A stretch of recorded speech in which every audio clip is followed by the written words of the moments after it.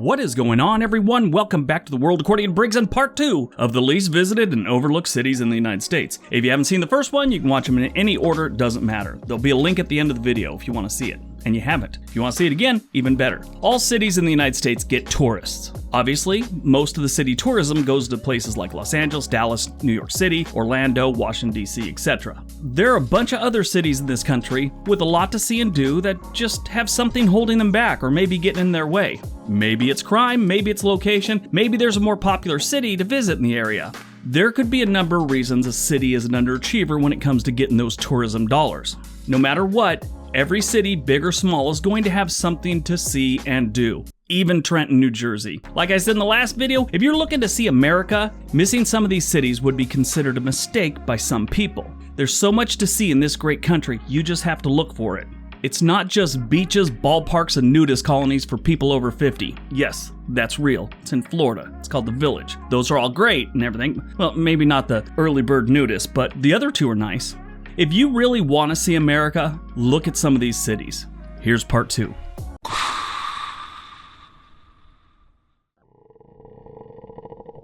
Number 5, Reno, Nevada. Reno is another city that suffers in comparison to the biggest city in the state, that of course being Las Vegas in this case. Lost wages, the marriage capital of the world, the neon capital of the world, Sin City, whatever you want to call it, Las Vegas knows how to pack them in, shoulder to shoulder, like desperate lonely dudes at a free lap dance night. Reno, on the other hand, not so much. Reno has casinos like Vegas, it has nice hotels like Vegas, plenty of things to do like Vegas, and in my opinion, better weather. It's just me, I like a little snow. And before you do, stop typing. I know Vegas got a little snow like last year or the year before. It's a rare thing. It never happens. Just happened once or twice in the last century. Maybe a little bit more, but you know what I mean. Reno is small and in my opinion is a nicer, cleaner city. Not nearly as many scumbags wandering the street as you get in Vegas. You also have the Truckee River flowing right through the center of town, and it's a nice river. It's something that it's good to just grab a drink and go look at the river for a while. I see people do that all the time. Reno has a few more things that are better than Vegas. They have skiing, like in the snow, which there's not enough snow ever in Las Vegas to ski on, and they also have Lake Tahoe. If you've never seen Lake Tahoe, you should. In my life, I've never seen a more beautiful lake. Look at it.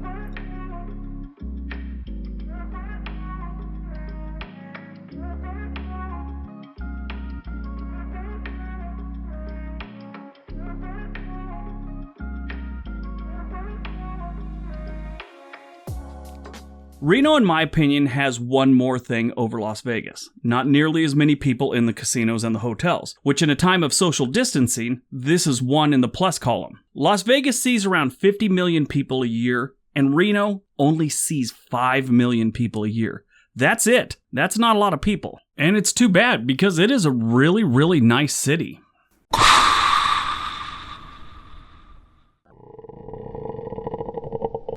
Number 4, Flagstaff, Arizona. Flagstaff, Arizona suffers from a few different handicaps when it comes to bringing in the tourist dollars. First, a little bit about Flagstaff, because not many people know a bunch about this jewel of Arizona. Flagstaff is a city in the northern section of Arizona, a little north of center, but I guess you'd call it northern. It is home to 75,000 people, including a girl named Amy that in 1990 was under the impression that 2 dates and a sleepover was the same as a proposal. It was not. She moved back to Flagstaff after I blocked her calls.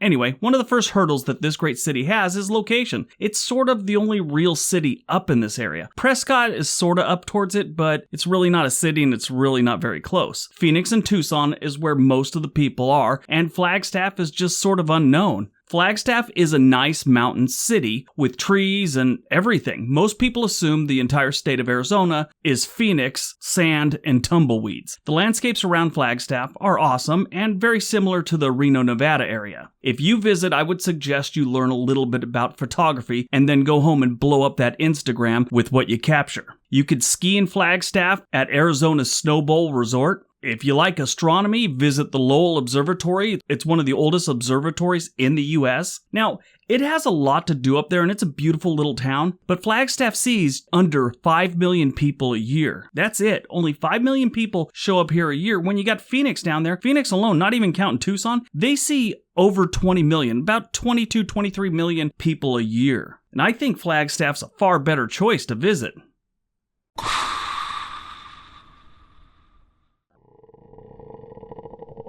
Number 3, Portland, Maine. So we have 2 Portlands on this list. Both have some connections. Number 1, they're both named Portland. I know that's obvious, but I thought we should list it. Number 2, they're both overshadowed by the nearest big city. Like we learned in part 1 of this list, Seattle sort of sucks up all the tourists that might have gone to Portland, Oregon, and Boston is stealing Portland, Maine's potential visitors.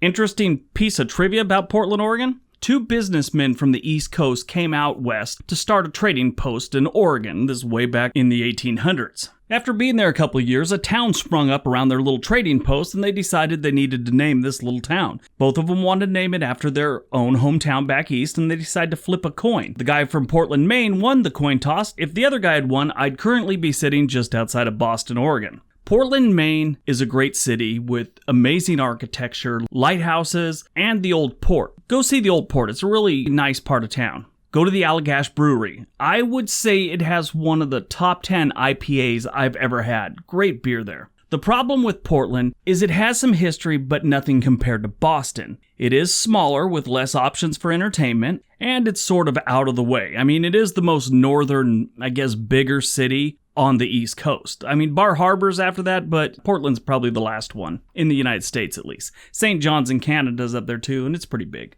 But anyway, those are really the main negatives about Portland, and they're not terrible. But I think it's a far more attractive city to visit. And on top of that, the people are a lot nicer. They're far better than the average a-hole you meet in Boston. Now, I just stereotyped all the Boston residents, and I understand that. But in my defense, it is a well-deserved stereotype. But like I was saying, Boston gets most of the visitors. They get 22 million a year, and poor Portland sees less than 5 million a year. Portland is definitely overlooked and underrated.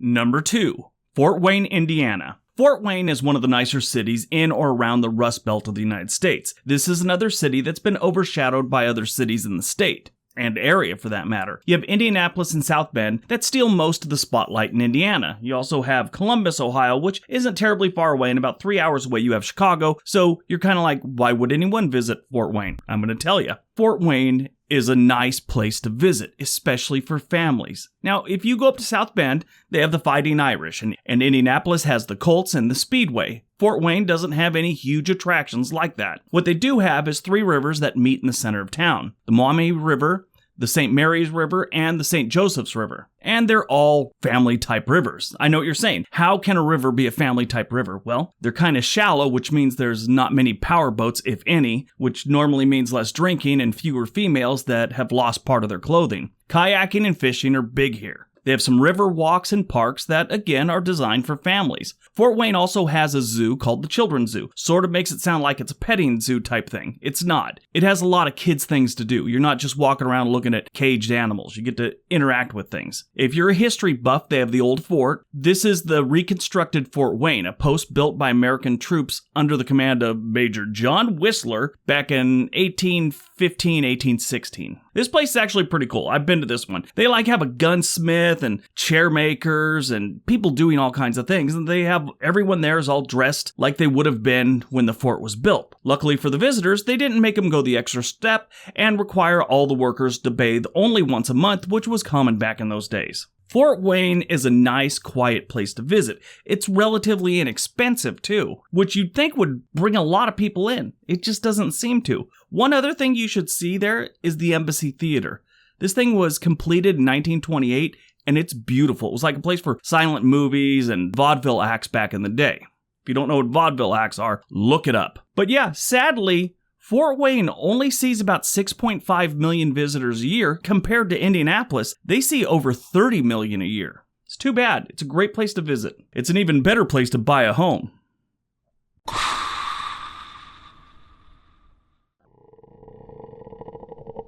And number 1, Salem, Massachusetts. Now this is a place I've been wanting to talk about for some time, but never could find a reason to put it into a list. Salem, Massachusetts is a beautiful New England city. Amazing colonial architecture, a nice downtown area, and a great harbor. Oh, and a bunch of history that includes people being put on trial for being witches. More than 200 people were accused, 30 were convicted, and 19 were executed by hanging. So obviously, it's a great family destination for the holidays. You know, I always thought they burned witches, not hanged them. Who knows? Either way, they're great stories for Christmas Eve. When I was growing up, the trend of scary movies about the Salem witch trials was going on. I think I watched far too many of them because this place has always given me the creeps. I visited once in the early 1990s, and I have no plans of going back, even though it is a beautiful city. That's just me. I'm a little soft in the pants when it comes to scary colonial stuff. But Salem has gained popularity as a destination for alternative tourism.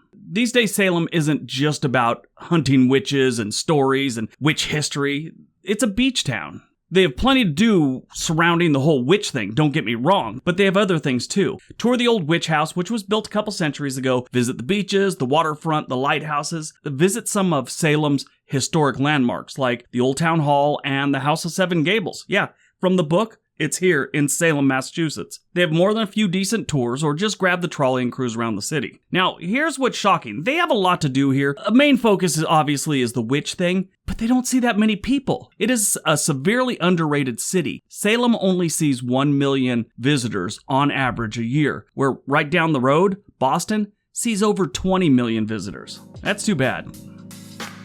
Alright, so that is part 2 of the least visited and overlooked cities. I hope you guys enjoyed it. Hope you got some information out of it. I'd love to hear what you think about these towns. If there's any that you thought should have been on this list, I'd love to hear about it in the comment section. Everybody have a great day.